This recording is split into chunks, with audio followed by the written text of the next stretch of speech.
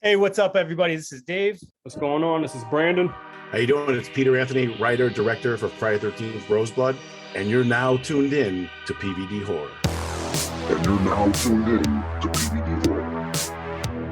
Maybe you don't hear so good. Maybe I clean out your ears for you. Oh, Carlos, lend me your ear.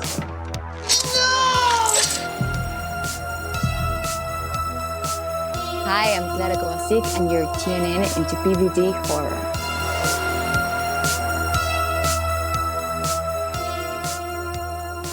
So what's going on, man? It's been a long time. Back in 2019, we linked up at a Rock and Shock convention. What you been up to since? First of all, I'm so pissed off that I'm saddened that convention is gone now, man. Yeah. That was last time you guys saw me. I just got the thing off from my shoulder. Remember? Yeah. Yes. Yeah. How's it held up? It held up good. Dude, the doctor, he said. So I tore 3 tendons off the shoulder, dislocated the shoulder, snapped my bicep, and tore my trap. And he was like, "You're never gonna get you'll get like 60% motion back, and you'll never be the same." I said, "Well, you don't know me." So I went online, bought all these special creams, all these special powders from Africa. I bought these massaging machines and all kinds of stuff. And then I went there, like when I took the cast off or the brace off, and I was like, "Hey," and he's like, "That's impossible." I'm like, "It's not with me, dude. Like, I don't play victim well, Nice. So it was good. But yeah, I just got it. If you look at that picture with us, I'm just like all like skinny and my arms all like low. I just took it off like days before that. I wasn't even like used to moving it, Yeah. Dude, Rock and Shock, I'm so pissed, man. That's the first convention I ever went to. It's where I first met Kane Hodder, where me and Kane became friends. It was so cool. It was only like an hour, depending on where it was, an hour and 20 away. They had really good stars there. That sucks. I know we have horror, but it's not. I don't think it's going to be as big as that. Yeah. What were some of like the memorable people that you met there when you first started going? Because they had some pretty big names. I used to only get Friday the 13th people when I went conventions, because I said to myself, I'm going to spend a lot of money going through all these things. So I can't get like a little bit in Pops and a little bit in this and a little bit in Michael and a little bit of that. So it was just all Jason stuff. Then eventually I did get some Michael stuff, and I got all of the people for oh my God. What's the tall man? Phantasm? Yeah. I got them all in Rhode Island, I think. I missed that one. Yeah, it was really good. Yeah. They had the dude who made the balls per each one. You can get part 1 or part 2 with the drill. And I got one signed with all of them except for the tall man. He just passed like right before that. But anyways, back to the Jasons. So I've met all the Jasons there, or a bunch of Jasons there. But just had a really good time there because I lived close. So I would just get a hotel right there. Or sometimes I would just go, and sometimes I would drive there just to get 1 autograph or 2 autographs and then just leave. And I would get VIP ticket for that, like an idiot, because I have the metal case for the Friday 13th, the one before this last one. Yep. Which I like better, by the way. The 10. In the case, you have the cover book, and then you have the actual thing that holds the Blu-rays. So I had them sign each Blu-ray and each book. I have 63 signatures from anybody in the franchise. Oh, that's awesome. Yeah. Definitely miss Rock and Shock, man. Like you said, you just go down there. I would take my kids, me and Dave. That was like one of the first conventions that me and you had gone to together, Dave. And we're definitely gonna miss it, man. It was like you said, it's close and convenient. But what do we have? Like Terracon, like you said, in Providence, and it's definitely different. They had it like 1 or 2 years, and it's gone also. So now we have to go down to Monster Mania, or in Jersey, or we got to go down to CT, which is not bad, but like what's going on with their attendance this year? It doesn't seem like they're gonna have many people there, man. Yeah, and then I got the VIP. Is it sitting over here? It's somewhere over here. I got the VIP ticket for the event. Yeah, right here, man. Probably can't see it. VIP ticket, CT Horror Fest. But that's because they had Skeet Ulrich and what's his name in it. Now Skeet ain't doing it. Yeah, so so they're supposed to I'm going to cancel, probably just go back to the regular ticket, because that's like the breakfast with them in the morning and stuff. I'm probably just gonna get the regular ticket, but I was looking forward to having them there. Dude, hold on, let me get excited here. I brought this thing here. So my diorama, right? It has Jason killing all the major people. And hold on, we have the mic. But if you look over here, it's Ghostface. See that? Now look close enough. Both their signatures are there. All right. That's awesome. That is awesome. Jason, I have signatures for everybody Jason killed. Michael, Leather, Pinhead, everybody. Did you put that together? You did that? Yeah, I made it. Yeah, that's dope. Yeah. So they signed it at Rocket Shock for me. So like I was like memorable, and I was gonna talk to them about it. I might have even brought it, but now they're not gonna both be there. I don't know. But CJ Graham will be there. Okay. Yep. Yeah. I think me and him and Ruby will probably go out to dinner that night because I've become pretty good friends with them. That's awesome. Yeah, that's awesome. Yeah. The other thing about Rock and Shock, which made it memorable, was where else do you go to a convention that's filled with a bunch of juggalos? Yeah, dude. Everywhere. Yeah. Whenever ICP did a show when they did theirs, everyone was in full juggalo attire, and that really made it memorable to say. It truly fits the moniker of Rock and Shock. Yeah. I'm disappointed that I never took advantage of that. I never went to any of the music shows after. I always just went to the convention and would go home. But now looking back on it, I'm I should have gone because I know they had some good names. I'm not an ICP fan, but I'm pretty sure Danzig played one year with the Misfits. I can't remember. I think it was the non-Danzig Misfits if they did, but there was definitely some good shows I wish I had taken part in. Yeah. Springfield, it's only 50 minutes from me. Yeah. Oh, okay. Yeah. And it's 45 from us too. So it's pretty reasonable.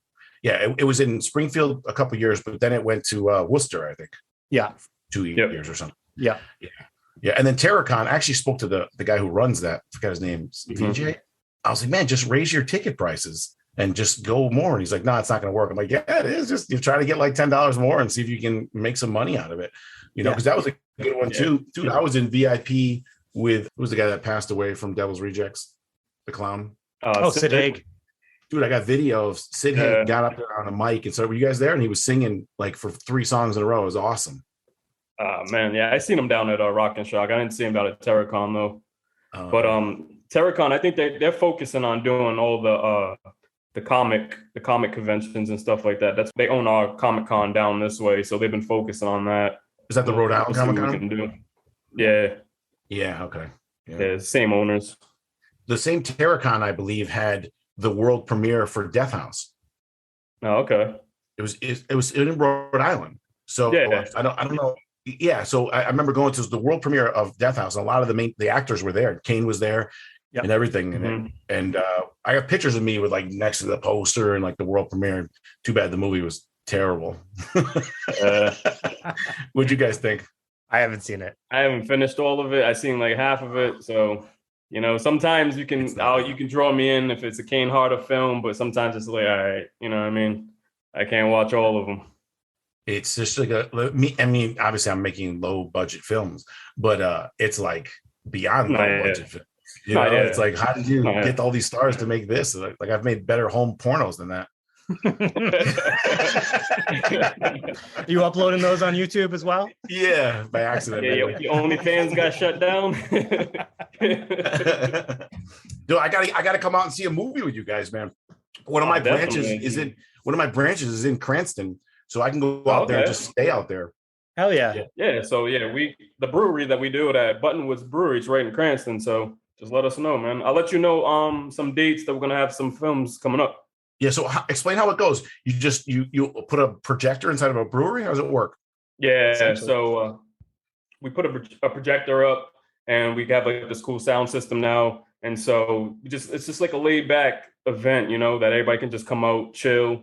It's nothing crazy. You don't have to be quiet and watch the film. You just come out and have a good time, Yeah. How many people you get usually? What we've been getting around almost 60 something people. Yeah. It's 60, 65. Yeah. That's good, dude. It considering, I don't know, you never know how big the horror community is until you actually see people come out for something. So, cause you walk in your everyday life and you're you don't know who is into what, and you kind of feel sometimes like, nobody else likes horror the way I like horror. But then when you actually like go and do an event like that, and you get all these people from your community to come out and, you know, get together, it's like, oh shit, there actually is a bunch of people that are into this. And like, we're watching Slumber Party Massacre. Like, who knew that like 60 something people wanted to see Slumber Party Massacre? So that's pretty amazing. People come like repeatedly now. So it's cool because we've gotten to know a lot of people that we have there's no other way we would have known some of these people. So it's just cool. Built a little community for ourselves. So horror is way more, I've said this before in interviews, it's way more sexy. It's way more like cool now. Like when I'm 45. When I was young, it was like you were kind of a weirdo if you watched horror movies yourself, you know, and now it's chicks love it. It's like a family affair sometimes. Yeah, it's crazy. No, I definitely can relate to that. Cause I mean, I always say that it's like, I don't even know how like Brandon and I met at work. Like we work together. I don't even know how we started talking about it because it's not like I'm at work talking about horror movies. We work with like kids with disabilities. So it's not like a common thing we're talking about. But one day we just started talking. It's like, oh shit, you like that too? Yeah, we just started like talking about like Chrome Skull and you know, movies that like, you know, not the average person knows. So yeah, but like now it's like, you know, you can probably talk to anybody about some of these films. And dude, I think I backed Chrome Skull too. Did that never happen? So part 3 never happened. Part 3 never happened. There was an Indiegogo. Or maybe it was 3. There was an Indiegogo. I think I bought the map. I don't know what I bought. It was like 80, $100. And then I never like heard anything. Did it die? Well, he passed away, the director. Oh, that's what happened. I didn't know that. But it actually fizzled out even before he passed away, I think. We interviewed, because the guy who plays Chrome Skull is from Rhode Island. Oh, okay. And we interviewed him on our podcast. And he kind of said like it was kind of like this, the director had kind of like started talking about it without really an actual plan. Right. Which, you know, I'm not involved in the movie making part, so I don't know how that typically would work.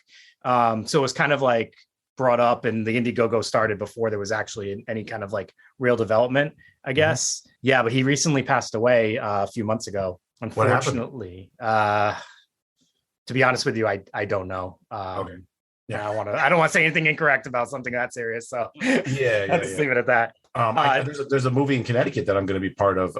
After I talk to you guys, the events surrounding A Peeping Tom with the gentleman Damien from The Strangers and Felissa Rose and my buddy Dan and stuff. So it's going to be like a Connecticut, like Amazon kind of movie that we're. That's awesome. Terry Kiser, they signed a bunch of people. Oh damn! Congrats, man. Is that that's not the title of it? That's just the basis of it. No, that's that the title. Events surrounding A Peeping Tom. Yep, that's awesome. Yeah, you feel like it should have been used before, right? Yeah. Can you give us any info on like what your character is? Dude, they just offered it to me last week.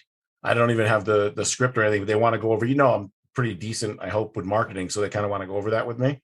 So, and then they gave me a role too, and I've become kind of friends with Terry Kiser. I just talked to him on the phone. So I'm gonna like, do you mind? I was like, I'll go get Terry Kiser from the airport. And he's like, you sure? I'm like, yeah, the guy's awesome, dude. So I talked to Terry. He's like, on one condition, I get to take you out to dinner. I said, yeah, no problem. Awesome. What parts of Connecticut are you guys filming in?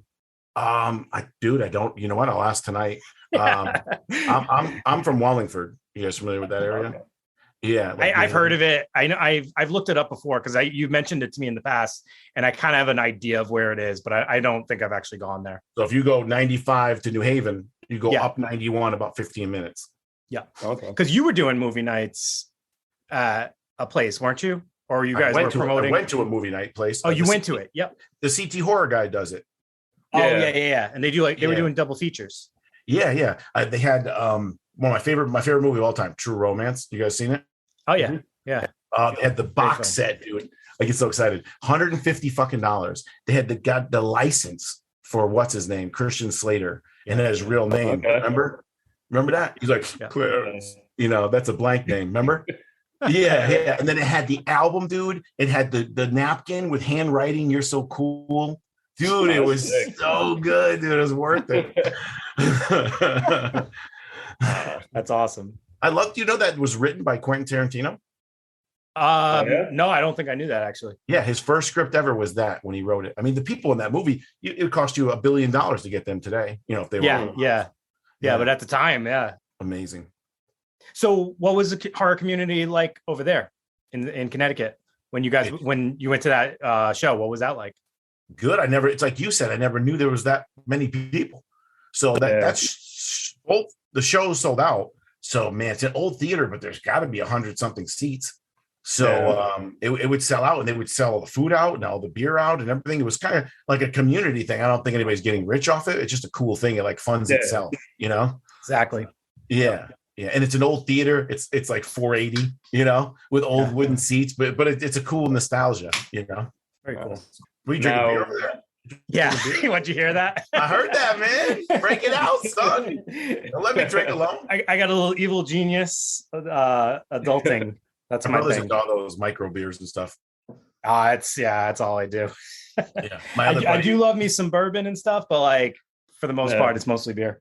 My other buddy's a big Harley guy. I grew up with him my whole life, right? So he's like old school. So he'll see my brother drinking like that. He's like, fucking hippie beer. Yeah. I love it. I love it when people like judge me on it. Like, he'll drink Bud Heavy, you know? Yeah. I'm like, hey man, I've been there too. I mean, I was a kid once. I was drinking Bud Lights all day, but yeah. Hey, so just tell us, like, have you been watching any current horror and stuff? I know you've been really busy. What have you been watching lately? Any current horror? Dude, I watched Fear Street. I thought that was pretty good. What do you guys think? Yeah, it was good. I liked it a lot. Like, I think the first, like how it first started off, I liked the first episode kind of, and I thought I was going to like the second one more because, you know, more like the Camp Crystal Lake and everything like that, but it kind of had that little slow turn to it. Yeah, it too got a little slow because it's like you said, I think we would have liked it more if we didn't have the aspect of Crystal Lake because 1984 American Horror Story kind of gave you that. That's what you thought you were going to get. And they didn't. Yeah. And then the third one was a little weird. It's almost like the three films are completely different. Yeah. Instead of like fluent, even though they tried to make it fluent. But I mean, it was pretty cool. Part one was great. It reminded me of Scream so much. Yeah. I like the third one the best, but the first one I really enjoyed. And like Brandon said with the second one, I kind of was like disconnected to that one a little bit. But I just thought it was cool that they put this on Netflix. And, you know, it's like, it was a teen horror, but it was like rated R, which is what we always complain about teen horrors not being rated R. And like, oh man, that would be cool if they actually went there. And some of the scenes they really were able to go there. So that was cool. There was some decent gore in a couple of scenes that we don't get in like, you know, some of those PG-13 ones. When they took her head and put it through the meat thing. Yeah. That was great. Yeah, we got some kills like that, like old school 80s kills in Rosebud. I'm like, man, I like thought of them out, you know, like the Weed Eater. You know, I'm like, the Weed Eater is probably my most expensive, most time put into kill because in 7, it fucking got robbed. It was sucked, you know? And then I'm like, I'm not doing that, you know? That's a pretty cool concept because you can look at old kills that you wanted to see go further. Yeah. And now we actually have like the ability to make them go further. Yeah. Like maybe they couldn't have done it at that time because they didn't have the ability, like the effects, and they didn't have CGI and shit. I don't know if they would have used it anyway, but like now we can actually like make our kills go further. So it's cool to be able to do that. Well, the MPC, what is it, MPCC or whatever, the movie board killed that movie. If you look at part 7 on YouTube, they have the behind the scenes of a lot of the kills. The couple, you know, with the horn outside the van. Yeah. In the unedited one, he's like crushing his head like an accordion. Brains and guts are coming out of him and shit. And then the Weed Eater, his guts come out of him. You don't see that. There's so many other kills that, you know, we can do practical. I would never do CGI, especially in an 80s film that I'm trying to like create. We did all practical. It was a lot of money, man. We had to cast someone completely down to their fingernails, you know, like big money. So worth it though. It's so worth it. The number one weapon in history of Friday 13th. And it was by far the least used for what it could have been. You know what I'm saying? Nah, but definitely, like you said, man, like how the way they just the ratings and everything, they take all the kills out, just like the sleeping bag kill. You know, it was supposed to be more hits to the tree, you know, but then they was like, oh, that's too much. That's too much. And then so it was cut down, or even just like what was it? My Bloody Valentine. Like you had to watch the director's cut to see like all the good kills because everything was like taken out of that film. Yeah. So, after Savini did 4, they really came down on him. Because think about 4. 4's got a lot of crazy kills. Think of Jason's kills on sliding on the machete. Yeah, My God, that's way worse than this sleeping bag hitting a tree. Yeah. You know, and then they just destroyed him after that. They didn't really come back until, I don't even know, 2009. I thought Freddy vs. Jason had some weak kills. Well, maybe the bed one was cool.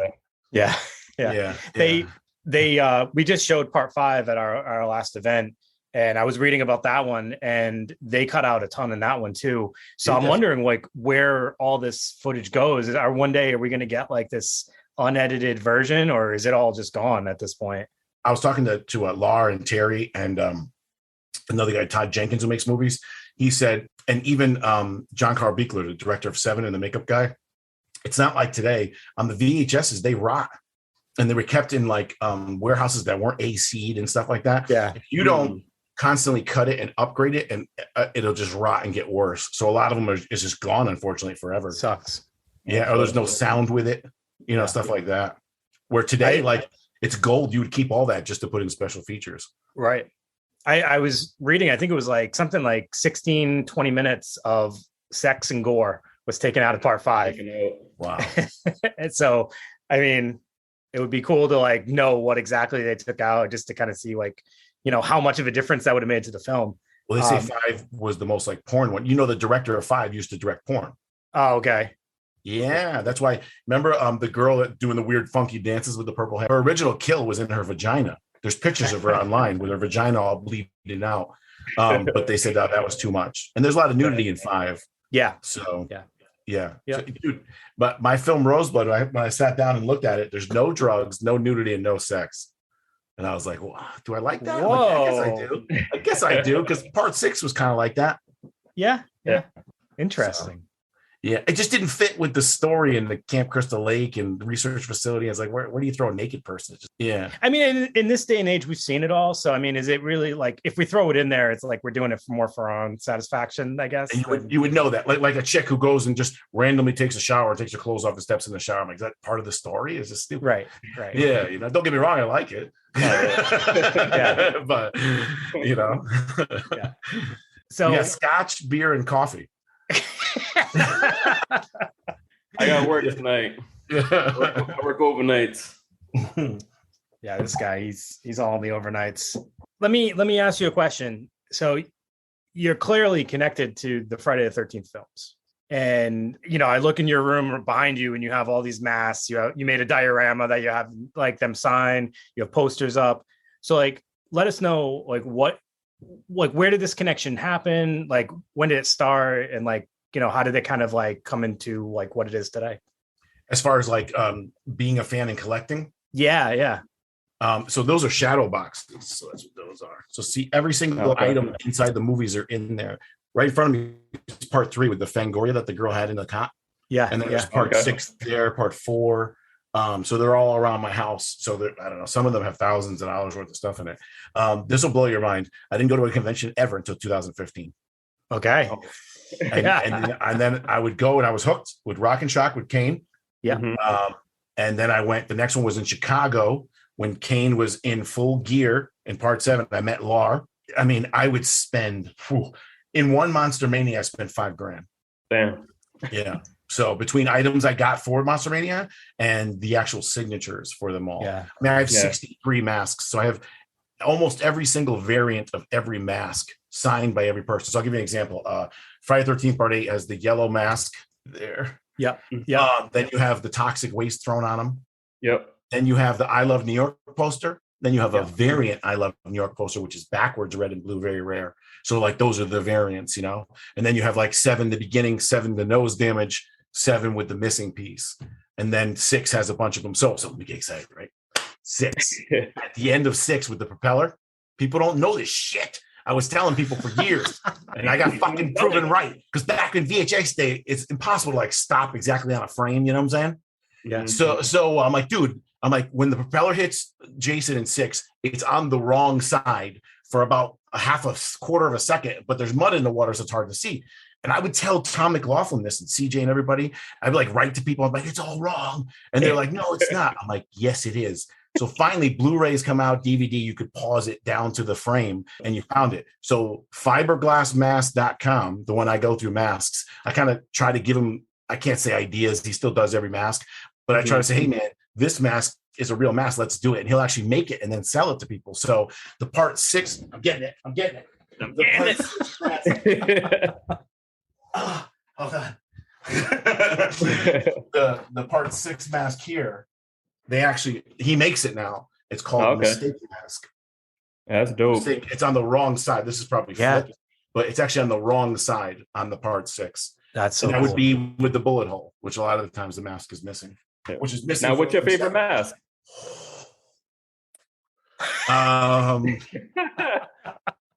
I got the part 9 cover mask, the chrome one. Okay. Not painted chrome.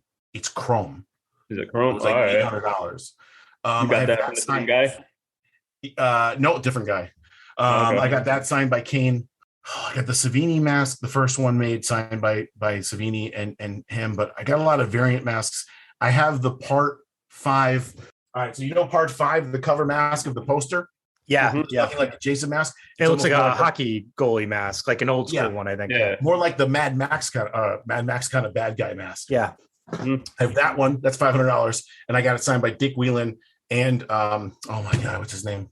The guy who played him, the stunt guy. So that's cool. That's a cool mask. I have the Freddie versus Jason versus Ash mask where it's all torn up on the bottom. You ever seen that in the comic book? I don't think I have. Josh takes a shotgun. That one. He takes a shotgun blast right here, and it's all chewed out. I have so many different ones, like different variants that I like, but the chrome pre one is pretty good for sure. Oh, and then hold on a second. It's right back. This is from Darb Designs. So this is actually like the same exact one that Kane wore. Yeah, that's fucking sick, man. Now, if it's actual, so Kane, when he really wore it, it really was magnetic. Oh, okay. So if you go and wear it, my head's so fucking big, but it'll actually. Holy shit. Dude, I'm always looking for that fucking mask, but then it's like when people are making it and they're selling it, it looks nothing like the real thing, you know? Oh, this does. Because see, the real one has nose. The real one has nose holes. In the version one, everyone had it was painted black, but that's not true. I asked Kane. He goes, "No, mine had holes." So they made this one after what Kane told him it looked like. All right. How much would a mask like that run? Yeah, 800, right? No. That one, dude. That 800 one is just because it's so rare with chrome. That mask is 200 something. Oh, that's not bad. No magnets. Oh yeah. So I had fiberglass mask make the part 7 mask with magnets in it, so you can break it and or put it back. I like that. Oh man, very cool. And then this one's going to be a classic, as we know. That's the rosebud with the crack. Wow, that's cool. Now the crack is fiberglass, so it's super thick. So it's not painted; it's an actual crack. You can run your fingernail. Right. Yeah, so it's like it really got glued back together. Love it. Yeah. So cool. You have those as perks for the Indiegogo, right? Yeah. Or those are different ones. I have the replica one, which is like $100 something, which is a normal one of plastic, and then I have that one for fiberglass masks on there also. I mean, that one by itself is $180 or something before anybody signs it. That's not bad. Yeah. So, but if you ever had a fiberglass mask, they're like so good. Let me ask you. You collect a ton of masks. Do you strictly stick to like variants from the movie, or do you sometimes like stray and like, oh, that's a cool, like somebody has like this different idea for a mask? Like I see them all the time. People that create Jason masks, they'll have like these different variants that have nothing to do with the movies. Do you ever get any of those? Fuck those people. I ain't playing games up in here, son. We're going with the real shit, dude. Ain't coming to my house. Come out. You go to these, and all the stars do it, so I can't knock them. But you go to their table, and they got those yellow shit fucking masks from China that are like $8, and I get it because they buy it for $8, they sell it for $60 or whatever, and it makes some money. But then people buy it. I hope you can't see my masks back there. I have the NECA ones. You have the NECA 4. I have the 4 and I have the 5 too. I love the 5. NECA only made those 4 and 5. I have that same mug, by the way, with the machete as the handle. Yeah. You got the tiki glass too? Yeah, I've had all that and sold a lot of it. I'm starting to like sell a lot of stuff and just putting up whatever I want. I can up. The mask, like, and then like just such a perfectionist, like somebody will come up to Kane with a part 6 or 3 and like, hey, sign this. And he signs it, but he tells him, hey, just want to let you know I'm not the Jason in this. And they're like, no, it's okay. I'm like, it's not okay. Yeah. Get away from this table. Yeah. Now I got a white mask, a white 3, all white with the red chevrons with every Jason on it. To me, that's okay. Yeah. Brandon, I'm surprised we never thought of getting our mask signed. I've never even thought of it. I don't take them out of the package usually, but I mean, I don't know, man. It never crossed my mind. No, yeah. It never crossed. I was going to mention we have a guy in Rhode Island called Lar-Park Creations, and he made the sickest Roy, like, I don't know, Brandon, how do you describe what that is? It's like the full overhead. It's like the hood, but actually he made the Roy face too. Was that him? I saw one that was phenomenal. It might have been, I don't know. But he brought it to our event, and he makes masks and stuff too. But like, yeah, it was pretty freaking cool. And he made like a severed hand and stuff like that. He's been making some pretty cool stuff. Send me a link to him because I'm a buyer. So yeah, for sure.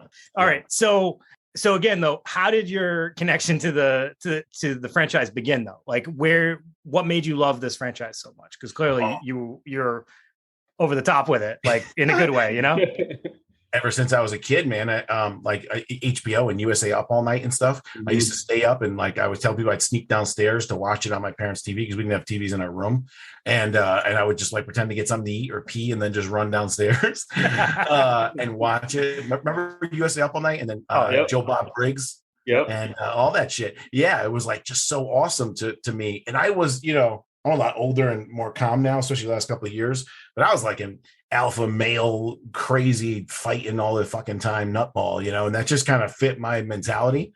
No talk, no bullshit, just kill somebody. So I mean, I've worn a Jason. There's a picture of me. I had a problem with a kid, and I walked into the middle of a softball field with the mask on to fight this kid, and people were screaming and running and calling the fucking cops and everything. So so I've always really like tried to like identify with him. You know what I'm saying? Connecticut. Yeah. And it's weird because Jason is like an anti-hero. Yeah. You know what I'm saying? And I felt like I'm a good guy inside. I just have these problems, So that's problems. Yeah. So ever since a kid, I mean, I like them all. Don't get me wrong, Mike, but it was always Jason for me. And he was the first one to be like super strong and big. Later on in the years, Michael tried to catch up with that, but it was Jason first. Yeah, same for me. Like I grew up watching Jason, loved all the films. Michael Myers, like his films started to like kind of like get better for me, you know what I mean? Yeah. Because I would pay more attention, but I would always just focus on Jason. And I'm not a really big fan of Freddie. Dave, he's a big Freddie fan. Yeah. But it's always been Jason for me. I mean, Freddie, he was super intelligent and cool. And in the first 3, he was cool and scary. And then, just like the other series too, they all got kind of corny, but Freddie got super corny. Like Freddie's dead. What the fuck was that? I freaking love that film. Do you? Yes. Oh, man, I do because it's funny. It's actually like, and I don't think people understand it as much as like I understood it at the time. I think people get it now, like that. It's like it's not supposed to be taken seriously. Right. But yeah, I think when people originally saw it, they were like, "What is this? This is a joke." But Roseanne Barr is in it. Come on, like you can't take it seriously. But his fucking makeup, dude. What the fuck? Look at 1, 2, and 3. He was. I thought 2 was even better. He was like kind of like wet, like burnt. And then fuck it, Freddie's dead. Well, it looked like a glove that he put on his head or some shit. It was terrible. But it had the Nintendo, the Nintendo kill. Now you're playing with power. The power glove, yeah. Like when he used to say one-liners, they were scary. Like "Welcome to prime time, bitch." He was like mad and fucking. It was cool, Then it got real stupid, Yeah. There's some good ones though, and there's some good ones. So what's your favorite Friday the 13th sequel? 4. 4 is my favorite film. Then 6 right after it, and then it gets tough. I used to hate 2, but now if you look at 2 overall as a film, as far as the final girl and the acting and everything, it's got to be up there. So it's like 4, 6, then maybe 2, 3, 5 is tough for me, dude. Out of all the masks I have, the last one I ever got was the blue Chevron 5 because I felt like it was a traitor because I'm a Jason guy. All these shadow boxes have no other characters in it but Jason's. They're only signed by Jason's. It's all about Jason. And for me, when I watched 5 and that end shit happened, I was so pissed off. I was like, how could you do? And he's in the blue Chevron and he's skinny. And it just, I was like, so now when I go to do a review, which I'm probably going to do like within the next year, I don't know what the criteria is for 5, right? Do I rank it as a film? Because as a film, it's probably right in the middle towards the front, right? Because it's great music. It's, it's pretty good. If Jason was at the end, it'd be one of the top films. But it fucking traitor'd me. And I can't get that out of my head. I remember how much it pissed me off. And then people are like, well, Halloween 3 is the same. No, it's not. It's Halloween 3 never tried to tell you that Michael was in it. Or 5 lied to you. You know what I'm saying? Yeah. So what do you guys have? 5? I mean, overall as a film, 5 is probably one of the better ones. I love 5, but that's like a more recent thing for me. 4 was always my like all-time fave. And then 5 like started to grow. And then like 2 started to become, 4 and 3 were always my favorites. And then like 2 and 5 started to really get up there. I actually am even a fan of Jason X. I know a lot of people think that's kind of cheesy one, but I enjoy it. Yeah. I don't like when they make fun of Jason, and that's the only problem why I have 6 at number 2, because when he throws a guy against a tree and there's a smiley face, I'm like, that's funny. You know what I'm saying? Yeah. And that's the one with the paintballers too, right? Yeah. That's not CJ Graham in the beginning. You know that, right? I didn't know that. No. Oh yeah. That's a different guy. He went on to be a huge stunt guy, Dan something. So if you look in the beginning, the guy, he's got kind of a gut. And he's kind of small. And CJ's like, CJ was a Chippendale dancer. Yeah, like 8 abs. Yeah. So he goes, that wasn't me. So they saw those dailies, didn't like it, and then went and hired CJ. He did the rest of the film. Yeah. I like them all, but growing up for me, Manhattan, it definitely played like a major part for me because at the time where I had seen it, like, you know what I mean? I live in an urban community and everything like that. And you see Jason just walking through New York City. You're just like, what the fuck? Like, you know what I mean? So it just kind of hits you different ways. And then like we have conversations with everyone and they'll sit there and be like, nah, that movie fucking sucks. He was on the boat for most of the time. I'm just like, dude, but it is what it is. You know what I mean? Like you really can't hate on what people like, you know what I mean, at the time when they watched it, you know what I mean, what they were going through or when they had viewed it. Like, you know what I mean? I would watch these films with my grandmother, Yeah. You're so right about the moment of your life when you're watching. Yeah. So, dude, they had those kids, those punk rock kids at a convention with the fucking with the radio player, the boombox. Dude. I mean, I don't like 8 either. It's just like you said, it's like so much of the boat, and you were kind of sold on Manhattan, but it is what it is. But the ending, bro, when he fucking his face, what is that? A pumpkin. And it's fucking spitting water. He drowns. How could he drown? He's already dead. And he turns into a kid. Mommy, who the fuck wrote that? It's like me writing scripts now. It's like, we sit down and I get barrage me, find everything wrong with every part of this and attack everything and let's fix it out. Like, I can't believe they were in a room and someone's like, yes, Johnny, that's the fucking one right there. Fucking crazy. It's about taking chances, man. That's what they did with those films. Brandon, I just came up, like, I think we just decided what our unpopular opinion of the week is going to be next week. And it's going to be about part 8. So we've been doing this post every week with like an unpopular opinion that we might hold. And people get so riled up and like, it's good. It's great. Good clickbait. Yeah. But it's just, I love hearing people's responses. They should have even made that film. Well, give me an example of your. We just did one today. How don't I see this shit? Algorithm, man. I'm gonna tell you, it's the Instagram algorithm. I always see your PVD stuff. I always like it. Yeah, I don't. It doesn't look like our typical post, so maybe it kind of gets overlooked. But we did one today that I put that the new Child's Play, the 2019 one, would have been a more accepted film had they not called it Child's Play. So that's not like a super bold like statement, but I feel like it was an acceptable film. It was actually kind of enjoyable, but like compared to when people looked at it like through the vein of a Child's Play movie, they just immediately shit on it. And it was like, no, that's not Child's Play. I hate that. I hate when people do that, or they just automatically hate a remake because it's a remake. I mean, if you legitimately hate it, that's fine. But don't say all remakes suck. That's bullshit. Go in open-minded, right? Yeah, 100%, dude. Dude, the best remakes ever You said it. Texas Chainsaw. Yeah. Texas Chainsaw Massacre 2003. Yeah. My Bloody Valentine remake I loved. Yeah. Evil Dead remake was the Evil Dead phenomenal, remake. dude. Fuck, you know that was the real locket and the real fucking clock on the wall from the original. I didn't know that. Yeah. Even the 2009 remake for Jason wasn't great, but it wasn't bad. You could put it middle. Yeah, you know? yeah. The Freddie one was fucking terrible. Yeah. Yeah, fucking terrible. And then what's the one with Billy in the house with the phone? No, Black Christmas. Black Christmas. Oh, okay. Yeah. One That's of a fun those remakes is pretty good. There's one that's horrible. The early 2000s or not something. the newest one. The new one. Yeah, I don't know. I can't watch the new one. Like, that was a fun one though. The new one, you liked it? No, the 2009 or whatever year it came out. Yeah, this one, the new one, I didn't give it a chance. It just seemed like it had just a little bit too much going on, and then not. They made a fan film. It's Me, Billy. Came out a few months ago. It's really, really good. Oh, a fan film. Yeah, but he was saying the remake though. I was saying the remake, but there's a fan film called "It's Me, Billy" that really did a good job. Oh, I gotta check that out. I have to check it out. Yeah. But yeah, so that was one of them, and then another one we posted was like, oh, here's one that got people riled up. Have you seen all the Halloween sequels? Oh yeah. All right, so I'm a big fan of Halloween 6, and that's not a really popular one. The director's cut was better. So I put that Halloween 6 is a better sequel than Halloween 4 or 5. And I got people riled up. That was the common thing. Everybody was like, not 4, maybe 5 is okay. I say definitely 5. 5 was horrible. Yeah. Let's take our best actress and make her not talk. What the fuck is that? Yeah. And they totally backed out of her being like, yeah.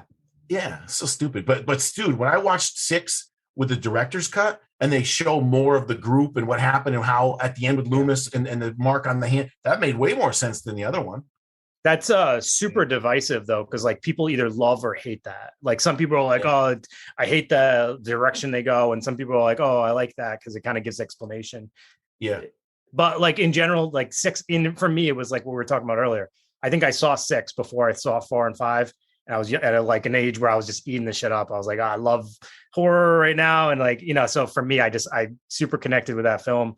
And I got people all worked up about it, which is fun to hear everybody's opinions. Plus the 5 mask is so fucking bad. Yeah, it is. How could you have something so iconic? Like even the Jason masks, you go from 3 to 4. I don't count 5, 6, 7. Their 8 is even good. Like they made their own, but it was still pretty cool. How could you? That's insane. And then the one in 4 where the guy he had blonde hair. Remember the girl forgot the mask? Ben Tramer. How do you have one motherfucking mask? I had like 7 Jason fucking Rosebud masks everywhere. I had different damages on them. I had everything all lined up. But you got one motherfucking mask for the whole blonde film? Hair too. Yep. Unbelievable. Yeah. Was 5 Don Shanks? Is that jacked up? Yeah. We met him at CT Horror Fest. Yeah, for part 2, they had to call Nick Castle and say, "Hey, can we get that mask from the original?" And I'm like, "What the fuck type of shit is that?" Like, part 2 is the same mask as 1. It was under the producer, the girl's bed, and it got kind of rotten. And then what's his name has a much wider face instead of like Nick Castle's more like bigger nose, skinny face, Yeah. So it looked different. But I mean, what do you got for masks? I got 1, 2, and then 18. What do you got, Brandon? What do you got? I got 2. 2 and 1. What's your top 3? What's your third one? 2018, man. You like the 2008? You like 2018? Dude, it's fucking good, bro. You own that one, don't you, Brandon? You got the NECA one of that, I thought. I got the Freddie versus Jason one, actually. Yeah. I like 5. Wait a minute. You're talking about Halloween. Yeah. Oh, my bad. I'm thinking Jason mask. My bad. Yeah, no, I got 1 and 2. Yeah, 2018 one actually is kind of cool. So the one and then the one that had like the blood in the eyes. The blood tears is my favorite. Yeah. And then 1. Yeah. You know which mask isn't that bad, but the movie's horrible? It's Resurrection. It's kind of okay. I mean, it's got the weird eyebrow liner shit going on, but it's better than some of the other ones. The only thing is you see his eyes too much when they do H2O when they have 5 masks in H2O. Yeah. When he's at the door and it's just big, you see his whole eyeball. I can't stand that. Did you ever see the CGI one in Halloween H2O? Dude, when he kills the kid in the beginning, they're struggling in the living room. dude, I don't know how you don't miss it. You can't miss it. Go back and look. He's not wearing a mask. They CGI'd like crayon onto his fucking face. I see I that. gotta watch that again. Again, they forgot a mask. In fucking H2O, the budget was like $100 million. Are you fucking kidding me? Now, do you like H2O? Say again? You like H2O, the movie? Bro, I'll tell you the truth. I watched H2O one day. I'm like, middle to better film of the series. I watch it the next time. I don't like it. Fucking weird. I don't get it. It's the only film that does that to me. I don't get it. Now, do you like the 2018 film? Oh, I loved it. To me, it doesn't have replay value to it. You know what I mean? When we watched it, we seen it like on the premiere before it came out. We seen it down in Salem Horror Fest. So, you know, the girl that played the granddaughter, she was there. Her and her family, her and her family was sitting right behind us. Oh, so we were kind of just there, and it was a good time. And then like watching that film, it was awesome. You know, and then when I had taken my kids to go watch the day it came out, I was just like, man, this doesn't hit the same. And then that's just like, to me, I couldn't watch that film again. It just, the replay value is not there for me. Wow, it's so weird because I watch it like once in a while. I'll just throw it on because I like the replay. Yeah, I can't. I love the homages back to one. I love when she's on the ground instead of him. You know, and then in the closet that was thrown in there on purpose. When you first see Nick Castle, when you first see Jason, it's actually Nick Castle in the mirror.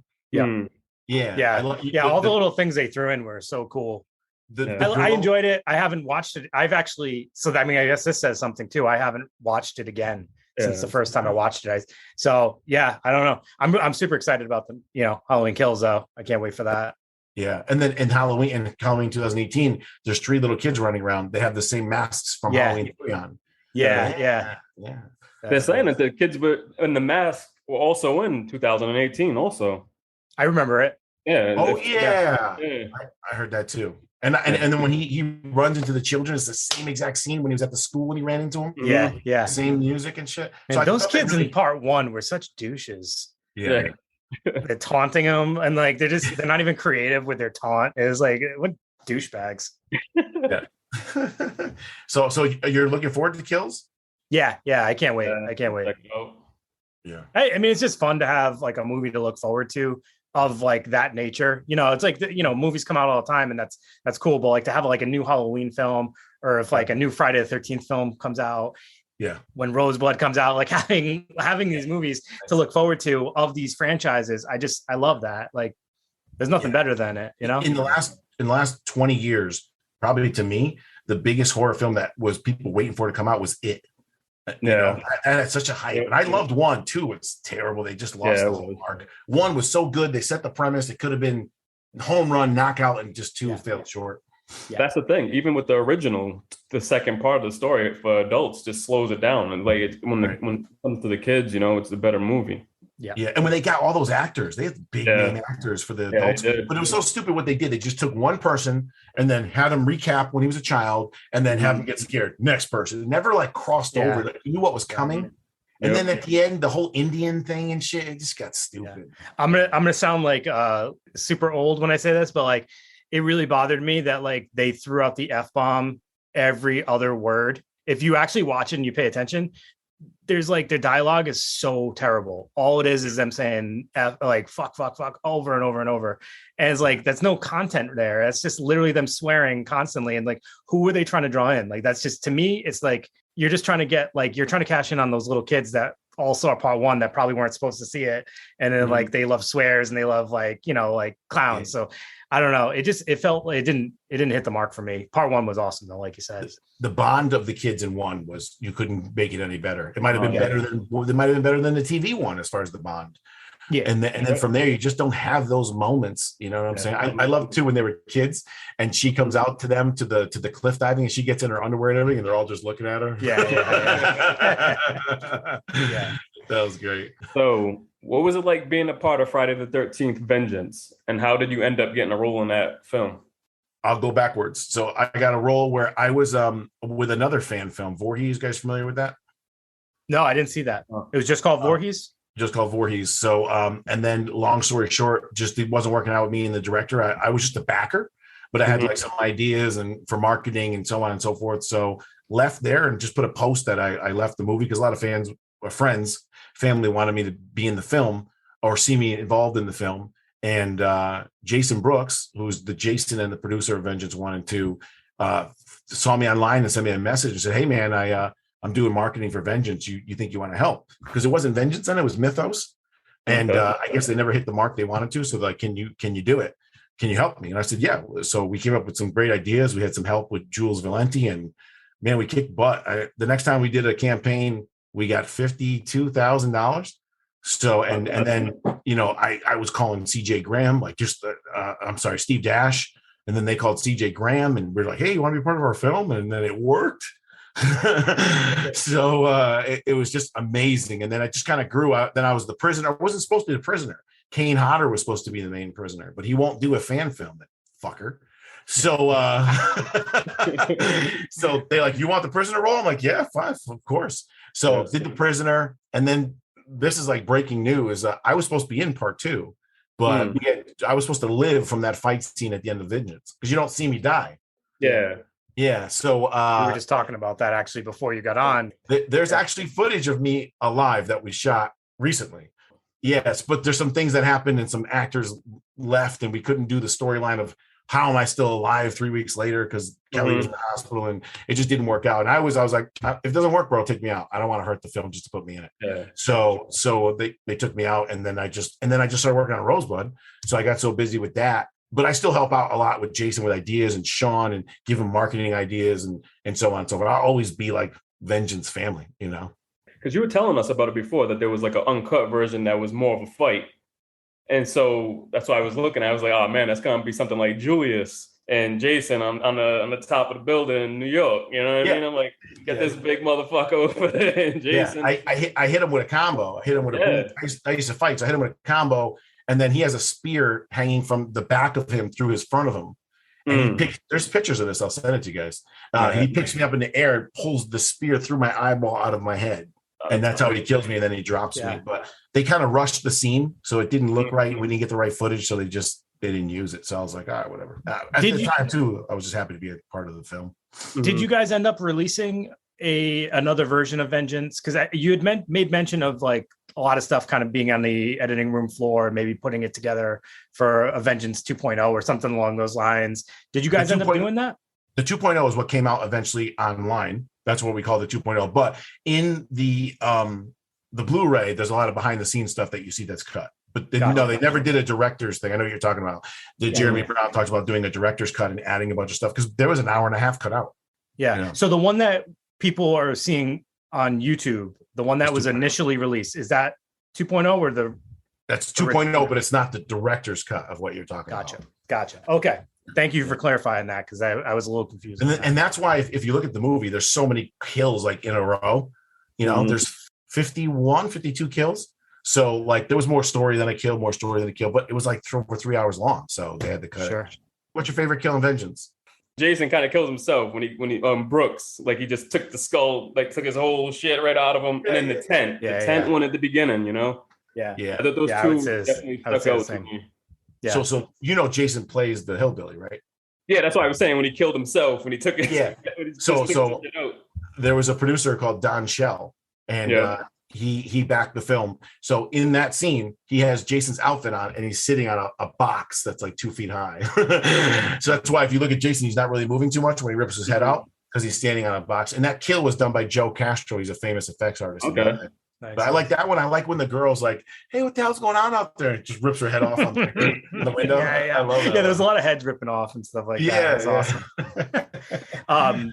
So like with these films, what is like the most challenging aspects of working on these like fan films, and what's like the most enjoyable parts of doing these versus like doing like a bigger budget movie? Let's go with the bad one first. It's a lot of stress. I've dumped probably $48,000 to $50,000 into Rosebud of my own film, my own money, besides what we raised. So Sean Lutz has dumped even more.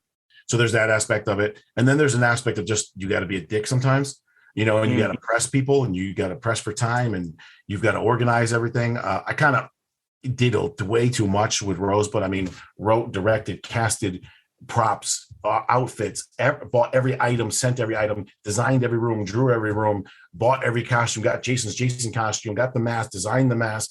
I mean, literally A to Z marketing. online, everything was me. So it was kind of like fun in the beginning. And then once you get into it, you're like, man, this is just way too much. I mean, I almost had like breakdowns at times.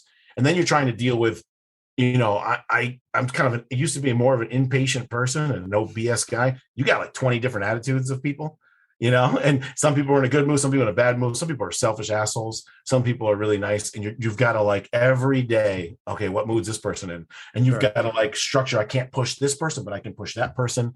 And you've got to like figure it all out to make it happen so the whole ship doesn't sink. So, and some of them are your friends. So it's tough and stressful in a lot of ways. I didn't even go on a date for like 2 years. So it was a lot that way. Now, fun part is when you're just sitting there in the room and Lar-Park Lincoln's acting with Terry Kiser and you're reading your script and you're just like, oh, this is fucking awesome. And they're asking you like how to play the character. I'm like, you're fucking Tina. You don't ask me, just you tell me, So things like that, like we have these pinch you moments, where we're sitting there eating, and Kevin Spiritus, we kept that a secret. I can't believe that never slipped out, that we had him in the film, Nick. And we're sitting there eating, and I'm like, I'm eating with Nick and Lar and Terry's talking about his career and, Weekend at Bernie's and all kinds of stuff. And so that's the real fun part. And now we're doing some behind the scenes, and we had a lot of fun like that. And the premiere will be a lot of fun, which you fuckers better go to. So, so that's the good and the bad. Yeah, definitely. Yeah. I think it's awesome that most of the leading actors from the franchise take part in fan films. How was it working with them? What are some other actors which you would love to do a fan film with that from the series? So what's it like working with him was phenomenal. Like Terry Kiser, you guys saw the trailers where he goes, Tina, right? And she falls. That was him, dude. So we were sitting there and reading the script. He goes, Peter, I think this is a little bland. I want to try it a certain way. What do you think? I'm like, what am I going to say? So I'm like, yeah, do whatever you want. So he goes, Dana. And I was like, and that now when I go back and look at that in the trailer, I'm like, how could we ever have done it any other way? Yeah. You know what I'm saying? It shows him being menacing and bullying and her being the victim. You know what I'm saying? And it's just so amazing. And then I was in the room when they were reading, and they were like, she was reading, and then he would like not be on pace with her, and then she would just take it to a different level, and then he found the level, then they were here, then he went high, and like it was like a symphony. And then like after 45 minutes, there they were, and they're like, we're ready. And I'm like, what just happened? Yeah. It's, you talk about professional actor, that's all they've done their whole life. It's totally different than us trying to like, be a fan film actor for sure. And then as far as work with, man, it was a legend to work with Dash. Before he passed. That guy's so awesome. CJ, helped sign Darcy DeMoss for Vengeance 2, Tom McLaughlin, Lar, Terry, Kevin. So as far as work with, it have to be Kane. I'm going to be in a movie with Kane. Dead End. I shoot in LA with Kane, where I have like an on-scene line or two. But as far as making my own fan film with Friday 13th, Kane would have to be for sure number one. And then after that, I don't know, because we got CJ and we got Steve. Richard Brooker passed away. Ted White's too old. He's 94. So I think besides Kane, that would be the number one person for sure. Can I throw a name out at you and see what you think? Yeah. What about Derek Mears? Dude, you fucking shook my world. Yeah. Yeah. I just posted a picture of me and him staring off the other day. Did you see it? No, yeah. I didn't see it. I gotta check that out. He's a tall motherfucker. Oh, I met him. He's so tall, but he's so freaking nice. It's like I talked to another person, and no disrespect to Derek at all. They're like, it's almost like fake. Like, how could you be that happy and that nice all the time? Yeah. Because that's how he is. Yeah, I would love to work with him. Everybody will tell you the same exact thing, because I know anytime I've ever brought him up, or anytime he's been at a convention, I heard people talking about him, you hear the same exact thing. He is the nicest guy that people have ever met. And I argue with Kane, because Kane's like, well, Jason doesn't run, and I'm like, you did run. He's like, no, I didn't. I go, yeah, you did. He goes, no, I didn't. I said, yeah, you did. In part 7, when you jumped through the French windows and landed with Tina and your eye showed, you had to run to jump through the window. He's like, you're fucking right, Peter. I hate you, Peter, for being right. So, but to me, I never liked the non-running thing. I'm an old football player, So, to me, some guy, Derek Mears, 6'5", 265, who can fucking run and throw an axe like that, it's like you can't get away. I think it's more intimidating when he jumped off the fucking roof and landed and fucking shot the thing through the eye. Yeah. Yeah, no, I thought it was terrifying the fact that he could run when I saw that. Yeah. And I used to have big ass traps when I was young, and he's got those fucking Richard Brooker traps, and I'm just like, yeah. That's awesome. Yeah, I love it. So let's get into Roseblood a little bit. So you make your directorial and writing debut with this film. So what was that process like? Oh man, I went to Riley Lorden, who was the director of Fall Camp Blood, and Jason Brooks. I'm like, hey man, while we're shooting Vengeance 2 and we're out there, I got some actors. What if I grab a couple of them and we do this little 20-minute stupid short with like an extenuation of 7? And they're like, yeah, good idea. But fucking me, I can't just half-ass something. So I'm just like, yeah, well, let's do this and that. And then I wrote it in. I'm like, I wanted to like, okay, so you're a kid in a candy store, right? And you could have anything you want. I said, let me just do it. Let me go over the top with everything I want to do. So who's the coolest character in Friday the 13th? Besides maybe Tommy, the Duke, right? And you never got the backstory on him. They didn't really show him enough. He says, remember me, bastard, which means they had a past. Yeah, so I'm like, this is after 7, before 9. So I'm like, fuck yeah, the Duke, And then I'm like, yeah, let's make these badass dudes the fast team, like from the fucking 80s, like Schwarzenegger and shit. Oh yeah, fuck yeah. And then I'm like, where's it going to be? I'm like, Camp Crystal Lake, fucking Jason X research facility. It makes sense. It's next to the kid. Oh yeah, fuck, I put that in. And then I'm like, oh, what if I had Tina in the beginning? Lar-Park, Lincoln. They're like, hey, fucking crazy. So then I called her. I'm like, hey, got this. I had no film. I was like, I got this big film going on. I got this and that and everything like that. She's like, really? And she's like, well, what's my part? I didn't even write it. I'm like, well, it's a great part. Just trust me. And she's like, well, yeah, thanks. And I'm like, shit. So I got back home and for 3 days, I wrote her part out and like really made sense with it. And then I came back to her and I said, here's the script. And she's like, I love it. I was like, really? And she's like, yeah. I said, what do you think about getting Terry Kiser? Right? I was like, oh, she's going to yell at me. And she's like, oh, Bad News Cruise. She's, I'll give you his number right now. She sends her fucking phone contact over. It actually says Bad News Cruise in her phone. Yeah. So I get that. And I call him. Hey, you want to be on board? Hell yeah. What is going on? So then I'm like, so I write the whole script. We do the whole movie and Kevin was last. And then I'm like, after the Indiegogo, I'm like, what if we get Kevin? And they're like, you think he'll do it? And he just won 6 Emmys. For daytime show, yeah. So I'm like, you think you'll do it? And he's like, yeah. So then I'm like, wow, that's when like the pressure really hits, And but they all liked the script. They all seemed to like it. I was paying homage to them in 7, and I'm 45 years old, so a lot of the time I grew up in the 80s. So there's a lot of things from the 80s that are interjected into this, and a lot of Easter eggs from 7, 8, 9, and 10 in this one also. Well, you don't look 45 years old, brother. Thanks, man. Not at all. You guys? I'm 38. 35. Yeah, he looks 20. Yeah. My boy I played ball with is 49. He's like, black don't crack, man. He looks like he's 28. Right? Yeah. So like what do you want to tell people that are listening about this film to get them hyped up about seeing it? Oh man. Just the reunion, 33 years between Lar and Terry and Kevin, and that showdown that you never had. So at the end of 7, they take Nick and Tina and they throw them in the back of the ambulance. Yep. You see a fireman come over and grab the mask and it's cracked. That fireman is John Carl Buechler, the director and the maker of the costume. So I'm like, well, what if we fix the mask? What if we do it? So in my mind, if you continued Tina, what would happen? She'd be in some asylum, and then the military would find out like, all these people died. Like, what the hell is going on? And then they would see Dr. Cruz's notes and be like, she has telekinesis power. And what would they do? They would try to weaponize her for sure.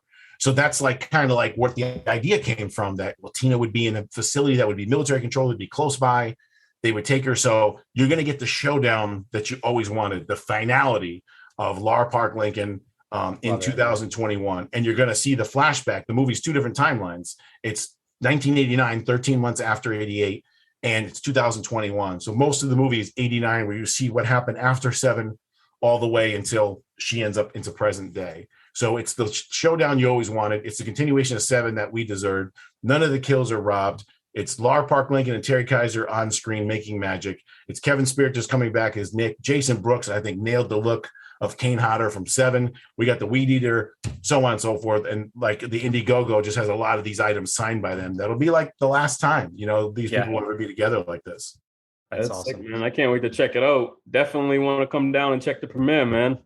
Yeah, man. You guys better. I'll give you a code. It'll give you a discount off the tickets. Oh, okay. All right. Definitely. Because it's like a convention. So most people have a premiere, which is fine. But I didn't want to just do a premiere. So it's a premiere and a convention. So it's at a wedding hall. We have both rooms. So you get food. We're going to have photo booths with all my real costume is the general. Everybody's real costumes. You have a photo booth room or opening, and you take pictures as every character, like to have fun.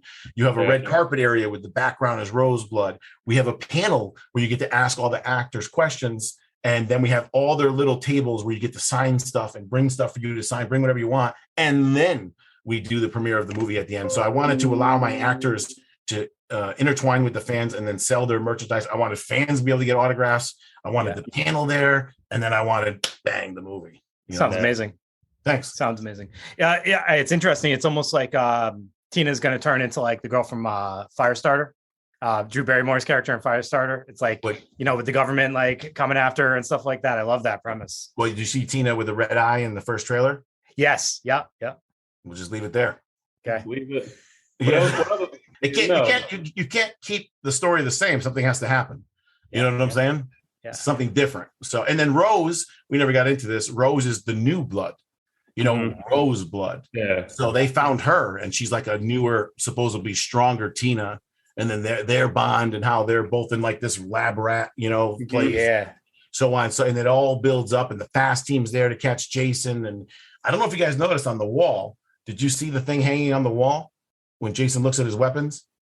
I don't know if I noticed. Better fucking go look. So on the wall is the Part 9 pre-Uber jacket and chains. Now, when I say exact, I mean exact, dude. I had them 3D printed by Ruben Morales at Villains in Love. So that neck thing, all the chains, all the links, everything, all the locks, those are all that's $1,200. That jacket and chains and everything. So that's what they're going to catch him with, they think, and put him in just like he was in the beginning of X. You get it? Yeah. So a lot of times, I thought you were talking about like some little statue or something. No. Now I know what you're talking about. Yeah. I see it. So they're like real cocky. The fast team, they're like, haha, here's all his shit and his weapons and his fucking mask. We glued it. We're gonna catch this guy. No big deal. And in fact, it turns on him because now he gets all his shit back. Because how else do you explain how he gets his shit back? Right. Yeah. On our last episode, we were talking about like the legal battle of Friday the 13th, and how Corey Feldman stated a lawyer at a party told him that it was going to be settled soon. But Kane stated that he feels that we've seen the last of Jason. What do you think about this topic? Corey Feldman's full of shit as much as I love him. I mean, come on, guy. Go back to blowing 8 balls and having strippers everywhere and the fucking angels. Give me a break, guy. Like he would know over anybody. That's the part that bothers me, Larry Zerner, who played Shelley in 3, is a lawyer, and Riley Lorden, Fall Camp Blood, Slashing Cast is big friends with him, and Larry Zerner will go online, who's actually like a Hollywood movie attorney, and he knows all the in and outs. He always updates everybody on what's happening, and there's been no update since then. So that's just Corey Feldman trying to make the news. You guys know that. Yeah, that's what we were basically saying. Eventually, he's going to be. Did you guys ever read the scripts of the 2012 film? No. Yeah, 2017. No. Oh man, dude, can I talk about him? Go ahead. Yeah. So there's 2 different scripts. One of the scripts has the mother and Elias in it, and the father, Elias, wore the sack. He was a killer.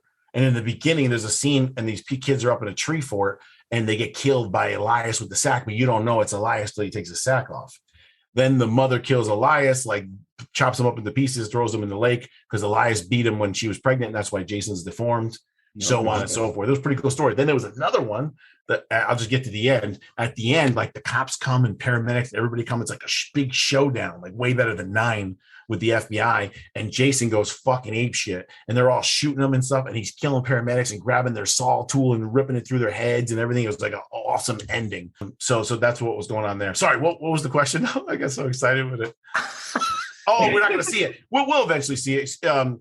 They won the lawsuit. The writer won the lawsuit, but then Horror Inc., Sean Cunningham resued him and then tried to win it back.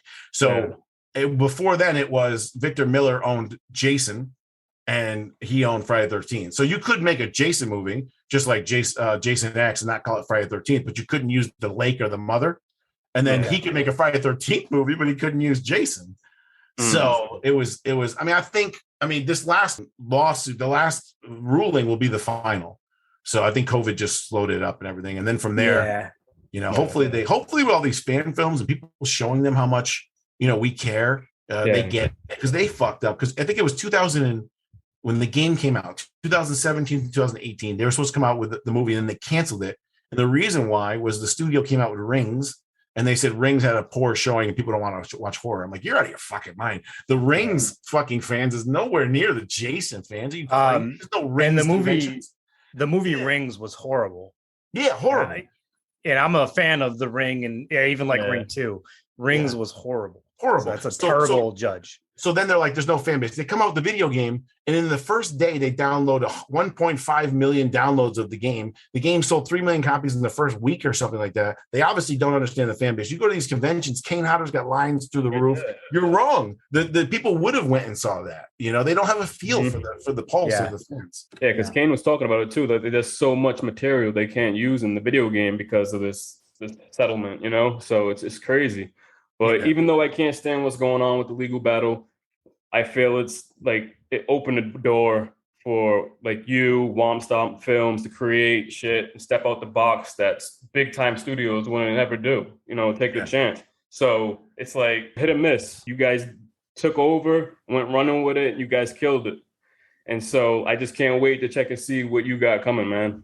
Thanks. I think when fans look back, I don't think the impact is really measurable as much as we want to think it is now. I think in 10 years, 15 years, when another 2 Jason films come out, that people will look back. Hey, remember the fan film era?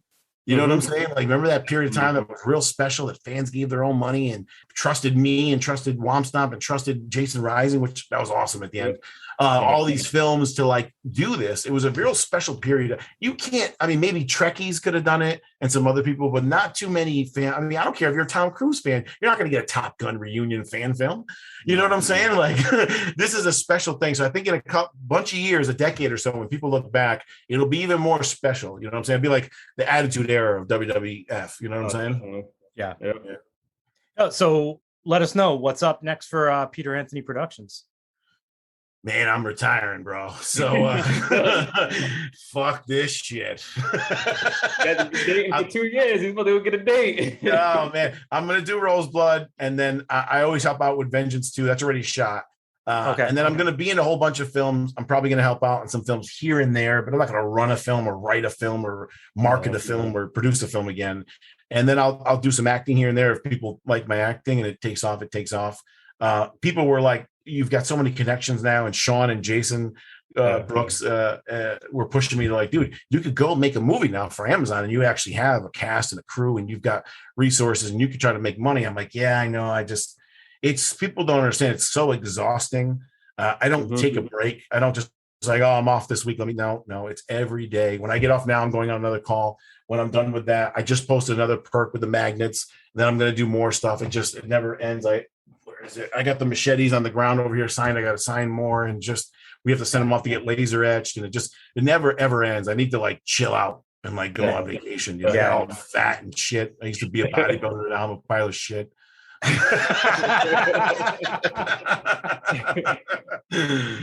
think Roseblood. Yeah, man. I like we definitely noticed like you're really good at marketing. Like but at the same time, and I think Brandon and I both can understand this a little bit, is like the reason why you're good is because you don't take time off from it. You're constantly pushing and pushing. And I get that. It's like, that sounds exhausting. Yeah, I'm kind of a cocky guy sometimes. So I posted that thing a while ago. It said, you're never going to outwork me. So it never was a fair fight. I was always going to win. I was actually talking about a competitor. You know what I'm saying? And that's along those lines is basically what I'm saying is you're never going to beat me, because if you're working 8 hours, I'm going to work 9. If you're home when you're sick, I'm working when I'm sick. It's just one of those things. I am not talented at all. I don't even know how to turn on a fucking camera. I didn't have the writing software. Someone sent it to me, Final Draft. I had to buy it. No clue what the fuck that was. I didn't know how to format my writing. Jason Brooks had to help me. I didn't know anything. So what I did was just, this guy's really good. This guy's really good. This guy's really good. What am I good at? My passion for the series, right? So let's focus like everybody on these things. and let's just make it happen. And anybody can do it. Some people think, I'm better than somebody. No, anybody can do it if you put your mind to it, and your passion's like infectious. Yeah. So, if you'll get people that want to jump on board. I had Brent Edgett and a bunch of people that just wanted to help out, and Riley Lorden and so on and so forth. So you guys could do it. I mean, you guys could do it. I need that. I need a fan film from Rhode Island, man. Come on, dude. I need the first Black Jason, bro. Come on, break the fucking records, bro. Let's do it, man. Let's do it. Hey, Brandon, we have a photo of you as Black Jason, I think. Black Jason, yeah. Yeah, we did a little photo shoot one time. Jason's from fucking Jersey, bro. It works, all right? We can sit there and give them what they wanted, so I won't be on the boat all the time. What you got? What are you gonna complain about now? So Peter, one thing, I have to say is we've been following you for a while. Like we've met you at Rock and Shock, and like you said, I think some people might think you come off as cocky. Oh, yeah. But if people actually follow you and they look at your posts and they get to talk to you and stuff like that, there's definitely another side to you. So I appreciate the fact that you've been able to let us see that other side. Even when we met you, you were like, yeah, don't tell anyone. No, but even when we met you, dude, I was like, I didn't know what to expect to meet you in person, but I was like, you were just so just happy to meet us. And I know we left there and I was like, man, that was such a nice surprise. And I wasn't really sure. Yeah. No, but even even following you on social media, you have a vulnerable side too that you show sometimes. Sure. You can be a little bit there's a humble side to you that doesn't come out all the time, but it's there. And I appreciate the fact that you've shown it to us. So thank you for that. I appreciate you saying that. That means a lot to me. Yeah. Over the last couple of years, I just try to. I've always kind of been the both sides. It's just I never let nobody see it. You know what I'm saying? I'm so old school. My family's so great. I'm so family orientated. I have these old school morals and values, but most people just piss me the fuck off, man. So, and I just voice it. And, but you're right. I tried to let more people in over the years. It's funny you say vulnerable because there's me with my stepson Bryson and that whole situation and everything. And there's girls that are like, man, I always thought you were just an asshole and stuff. And I never knew that you were human and you had this other side. I'm like, yeah, I just don't I don't know. I'm not a big public affection person. You know what I'm saying? And stuff like that. So, and I never wanted to feel like the victim. So that whole thing with Bryson, it really was almost therapeutic for me to let it out that way instead of just go do drugs and, kill myself kind of thing. So I'm glad people got to see that. I really am super nice and super dorky. It's just you've met a lot of people probably being online and in person. Some people like to take advantage of your niceness. You know what I'm saying? Definitely. I'll have people hit me up and be like, hey man, send me a poster and a Blu-ray and this and that and give me a shout out. And you're going to do it for free. And I'm like, what? Just this attitude with them all the time. And then, the political climate over the last couple of years, it just became really toxic. I needed to just back off from it totally. So, but yeah, I'm an old school football player guy. I get along with everyone. I think guys like you in the horror community kind of changed me because everybody's pretty awesome, pretty family oriented, especially at conventions. You know what I'm saying? Because everyone's just fanning out at a convention. You know what I'm saying? So yeah, it was. I remember when you met me. I think didn't Kane go to lunch and we came over. Yeah, you're exactly right. Yep. Yeah. He's like, yeah, I'm going to lunch. He's like, here, watch all the money. I'm like, oh, what the fuck? What if somebody steals it or something? I got one arm. What the fuck? He's great though, isn't he? Yeah. I remember the first time I met him. Right, so I was at Terracon with my son. So I was sitting there fucking walking. And I was sitting there talking to my son, and then somebody fucking banged into me. I looked up, I was like, what the yo, yeah? Jason. I was like, all right. He's like, I'm sorry, man. I'm so sorry. I'm like, nah, it's good. I'm like, you can do it. You can do it. With my son? And he's like, oh, yeah. And he's choking him and shit. First time I ever met him.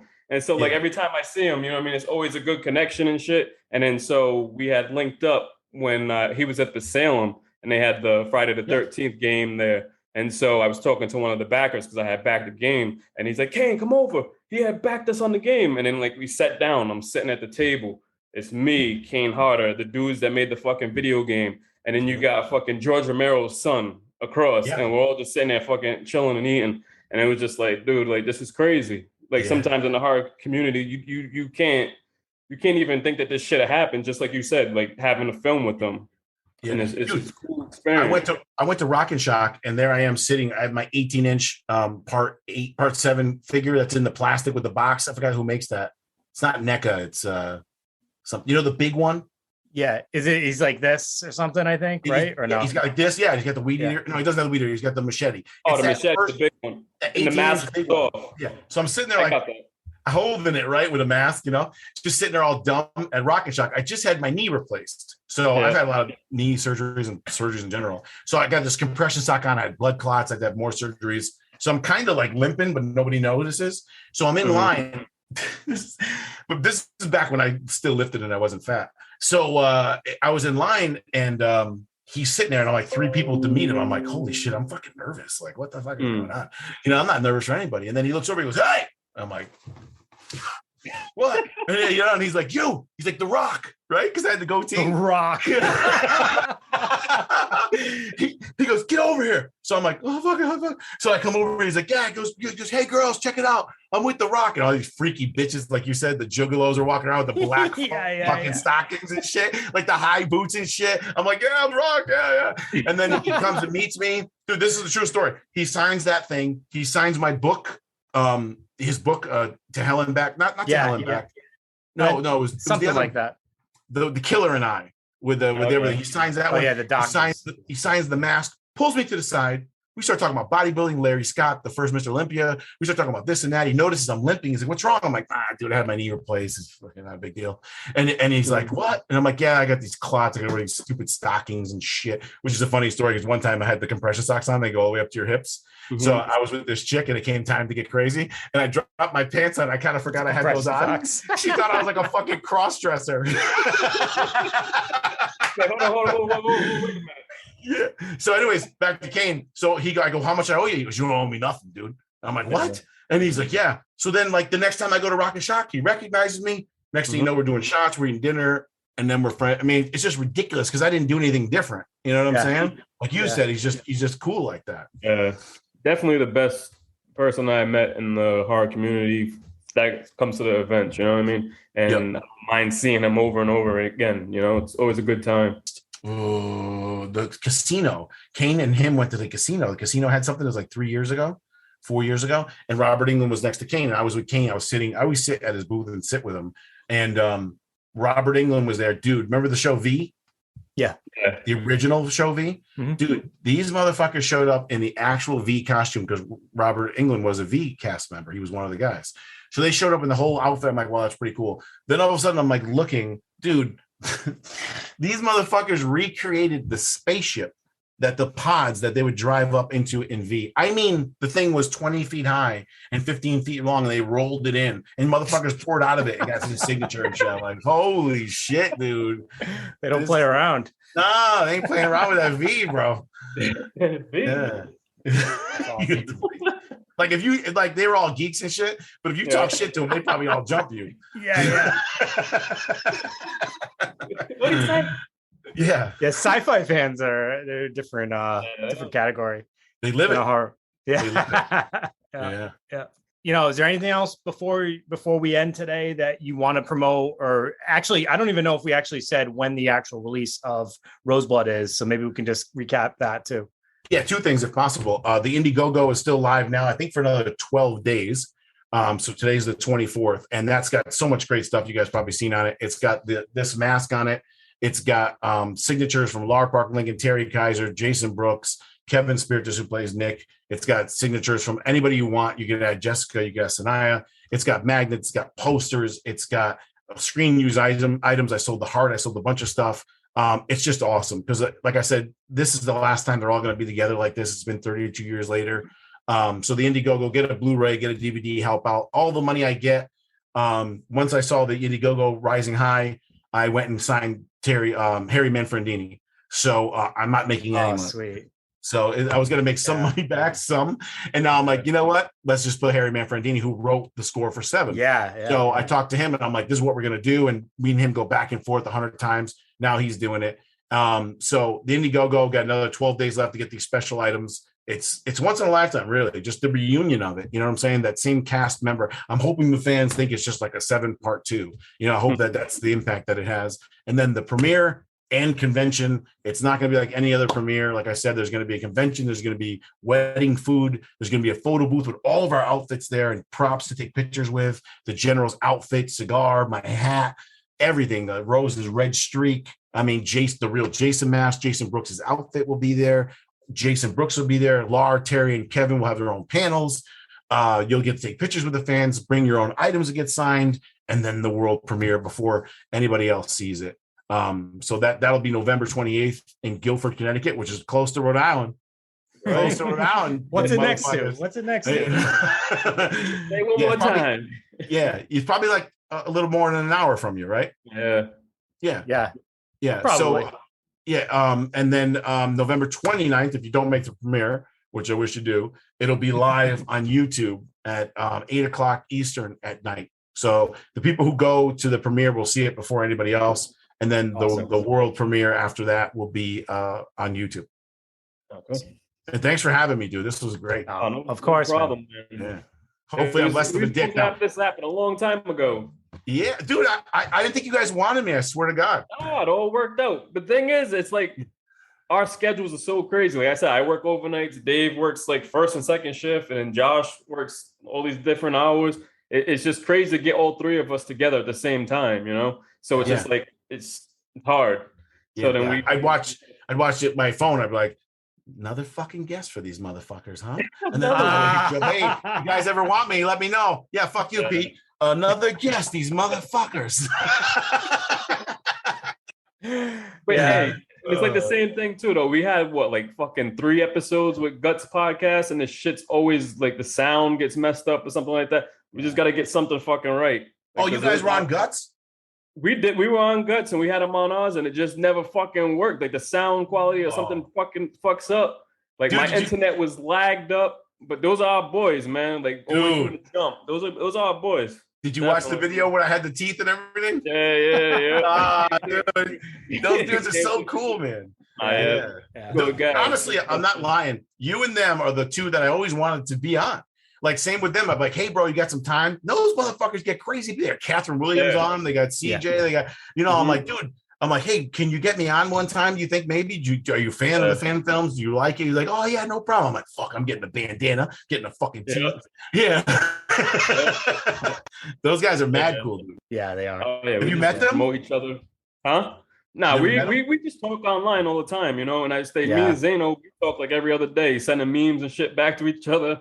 You know what I mean? So like, we're cool, man. It's definitely like they were supposed to come down to Salem last year, so we were going to try to link up with them, but COVID, obviously. And I was in Houston, and I was going to try to meet up with them, and then something happened, and it didn't end up working out. But I invited at some point, I invited them to the premiere. He said it's up to their manager. I said, dude, if you make the premiere, that'd be awesome. So if you guys go to premiere and they're there, I mean, that's just so cool. They look like celebrities the way they dress. I know, right? You know what I'm saying? Yeah, the grill. Who's got the grill? Who's that white country rapper dude that had the grill? Oh, Bubba Sparks. Yeah, he reminds me of him, dude. Yeah. Only like a portion of our followers understand the Bubba Sparks reference. Yeah, but when he was hot, he was pretty hot. Oh yeah. For sure. For like one album.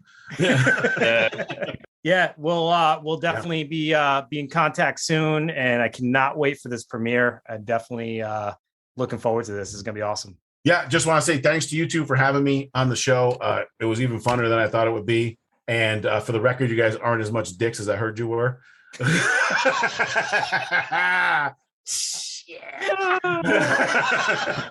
And please go to the Rosebud Indiegogo. Please go to the premiere if you can. I love all you guys. Thanks very much. All right, guys, signing out. This is Dave. This is Brandon. Take it easy. Good night. We've done that the last 2 times. We said at the same time. Call me a dick. I'm sure they were talking about me. Yeah. They heard me talking to Josh. Everybody started. You're now tuned in to DVD Horror, right? Not like that. Yeah.